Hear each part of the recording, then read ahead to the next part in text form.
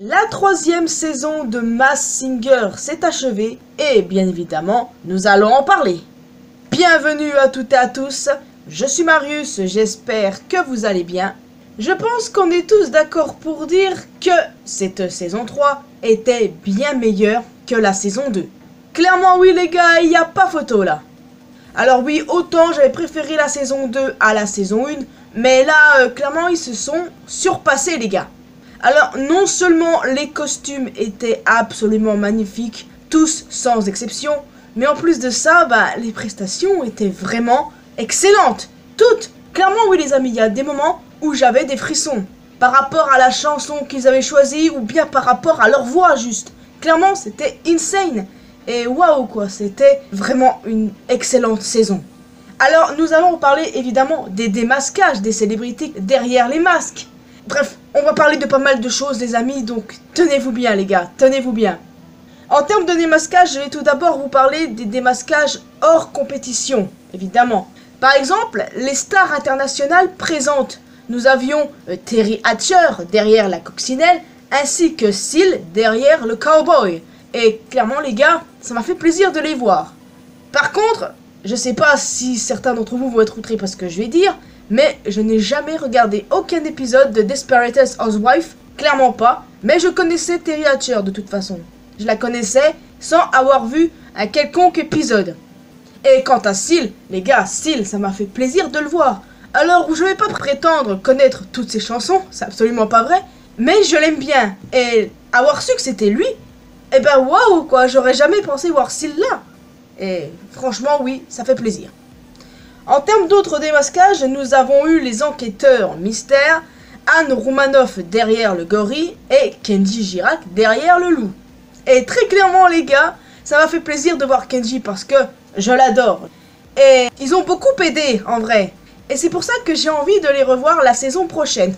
Parce qu'il n'y aura plus Alessandra et Jari, donc il faut des remplaçants. Et je trouve que ces deux-là pourraient faire l'affaire, clairement.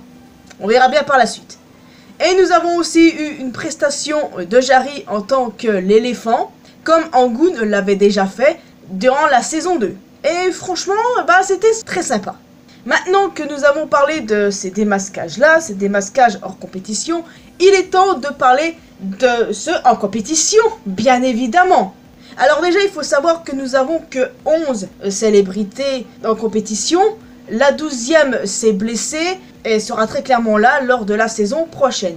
Et je dois vous avouer que je suis très curieuse de savoir de qui il s'agit. D'habitude, il y en a 12.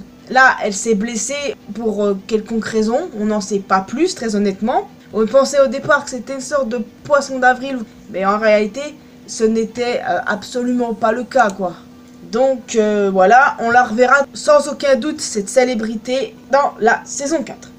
Donc, nous avions Alain Bernard qui se trouvait derrière Bernard l'Ermite, Maude Fontenoy derrière le poisson corail, Marc-Antoine Lebret derrière la tigresse, Pierre Palmade derrière le cosmonaute, Sylvie Tellier derrière le caméléon, Yves Candeborde derrière le cochon, Marc-Antoine Lebret encore derrière le croco, Gilbert Montagnier derrière l'arbre, Laurent Ournac derrière le cerf, et Valérie Bègue derrière la banane.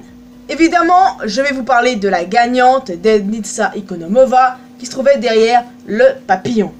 Donc les amis, je vais pas vous mentir, je suis ravi pour Denitsa, je l'aime bien, donc tout va très bien. En gros, il n'y a personne que je déteste parmi les célébrités qui étaient présentes durant cette saison. D'ailleurs, je crois même que les saisons précédentes, il n'y avait personne que je détestais non plus. C'est rare que je déteste les gens, pour être honnête avec vous. Enfin bref, voilà, félicitations à Denitsa. Mais je dois vous avouer que même si le costume du papillon est magnifique, même si on avait grillé Denitsa au bout d'un moment, moi j'avais quand même mes petits favoris durant cette saison. 3 favoris précisément. J'avais déjà la tigresse. Ouais, la tigresse, non seulement le costume était magnifique, et en plus de ça, j'adore les fauves. Donc je ne pouvais qu'adorer la tigresse. Et franchement, on peut dire que Marc-Antoine Lebret nous a vraiment niqué. Mais pas une, mais 2 fois. 2 fois. Il se trouvait derrière le croco, sérieusement. Et je m'attendais pas du tout à ça, parce que on croyait tous que c'était Mika. Mais plus on avançait dans les indices, moins ça nous montrait que c'était Mika, quoi. Clairement. Et autant la voix lui ressemblait, mais les indices pas du tout, on était tous perdus.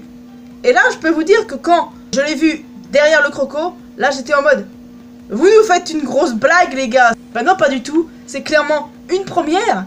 Et je m'attendais pas du tout à ça. Mais waouh quoi, le mec là, je le kiffe.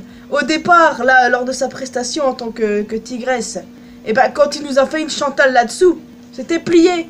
Putain, on aurait dû sentir le piège les gars. Mais non.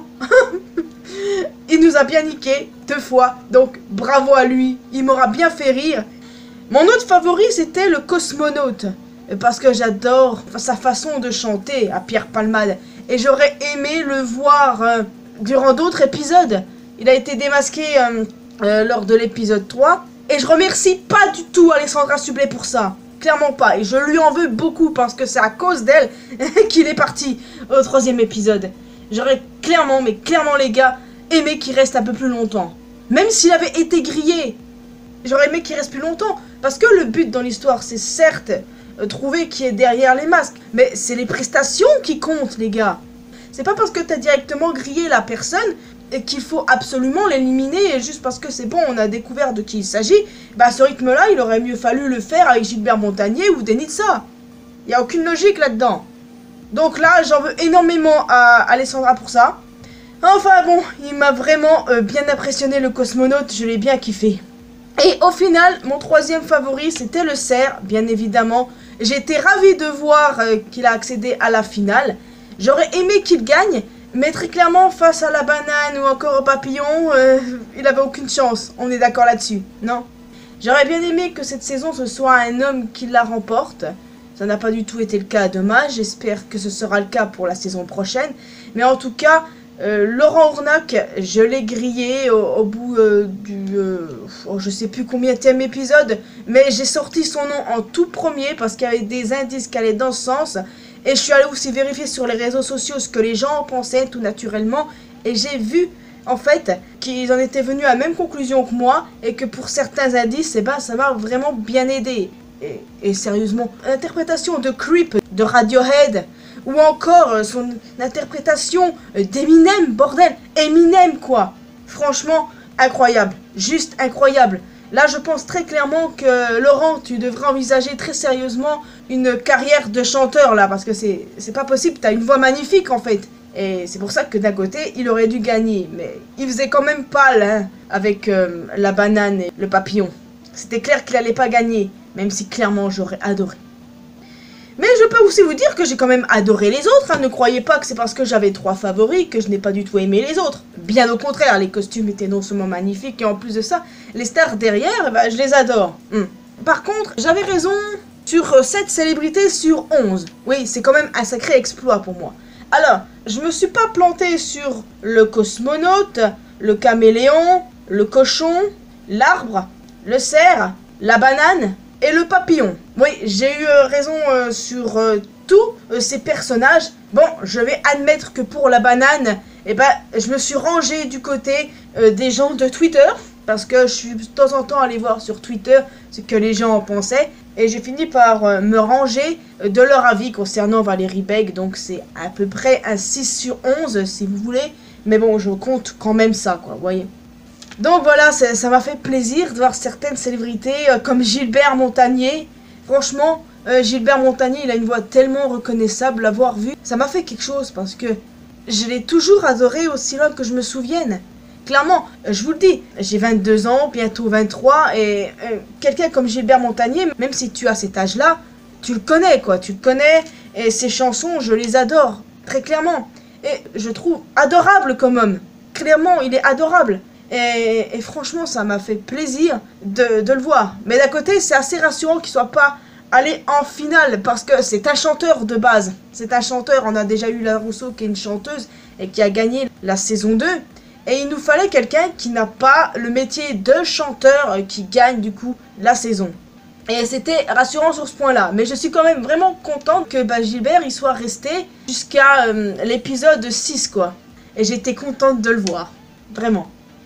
Ce que j'ai surtout apprécié les amis, c'est la présence de 3 participants de la saison 2, notamment la gagnante. En effet, nous avons eu le retour du manchot, du robot et de l'araignée qui ont fait un duo avec les 3 finalistes. Et très clairement, c'était magnifique. Revoir Daniel Lévy, La Rousseau et Karim Ferry, ça m'a fait plaisir. Ils avaient déjà fait ça pour la saison 2 et j'aime quand ils font ça. J'aime quand ils font les duos avec les finalistes. C'est super cool et c'est génial. J'adore Daniel Lévy. Le robot, c'était mon chouchou de la saison 2. Et le revoir, ça m'a fait énormément plaisir. Donc en clair, pour moi, cette émission, c'est un sans faute, clairement. J'en veux énormément à Alessandra pour l'histoire du cosmonaute, bien évidemment. Mais sinon, c'était génialissime. Les prestats, les costumes, bref, j'ai adoré. Clairement, je sais pas vous, mais moi j'ai adoré cette saison du début à la fin. J'étais là à chaque fois, y compris pour la deuxième partie, les gars. Quant au 12e candidat, c'est assez évident qu'on le verra à la saison 4. Mais je me demande, est-ce que c'est celui qui a été teasé à la fin de la dernière émission? Parce que si vous êtes resté bien jusqu'à la fin, la deuxième émission, tout ça, vous avez vu ce petit teasing avec ce nouveau personnage, ce singe. C'est un teasing pour la saison 4.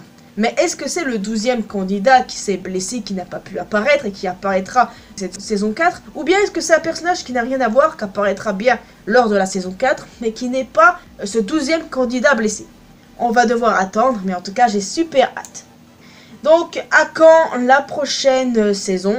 L'année prochaine, très clairement. Qui pour remplacer Alessandra et Jarry? Vous avez eu la réponse tout à l'heure. Je pense que ce serait bien qu'ils prennent définitivement Kenji et Anne Romanoff. Ce serait bien de les prendre pour les remplacer du coup. C'est dommage que Jarry parte parce que je l'aime beaucoup, hein, il me fait beaucoup rire. Et c'est triste, c'est triste. Il change de chaîne, je crois que c'est pour ça, non? Et une autre question que je me pose, est-ce que le corbeau sera-t-il un jour démasqué? Clairement, je pense pas et j'espère pas. Parce qu'il nous aide beaucoup et j'aime mieux que ça reste un mystère. Donc voilà, en clair les amis, une excellente saison. Très clairement, je dis bravo à chacun d'eux parce que nous avons eu un comédien, un chef cuisinier, une Miss France, un humoriste. Enfin, même deux, parce que Pierre Palmade, en plus d'être humoriste, il est aussi acteur et metteur en scène. Marc-Antoine Lebret, il est humoriste et imitateur. Mais voilà quoi, c'était vraiment incroyable. Je n'ai rien d'autre à dire. Bravo à Denitsa, bravo à chacun d'eux, et vivement la 4e saison, oui! En tout cas les amis, n'hésitez pas à me laisser un commentaire en me disant ce que vous avez pensé de cette 3e saison. Quels étaient vos premiers pronostics les amis? Je me suis pas planté sur les derniers en tout cas, donc je suis assez fier que ça soit un petit 7 sur 11, et ça fait plaisir, c'est vraiment pas mal, et un exploit pour Marius! Donc voilà, laissez un petit pouce bleu, un commentaire en me donnant votre avis sur la saison bien évidemment et ce que vous attendez pour la saison prochaine. Vous pouvez aussi me retrouver sur mes réseaux sociaux, Facebook, Twitter et Instagram. N'hésitez pas à rejoindre la communauté mariusienne sur Discord. Et le plus important, abonnez-vous à cette chaîne ainsi qu'à ma chaîne principale pour que l'on puisse se retrouver dans une prochaine vidéo. Portez-vous bien les amis, ciao!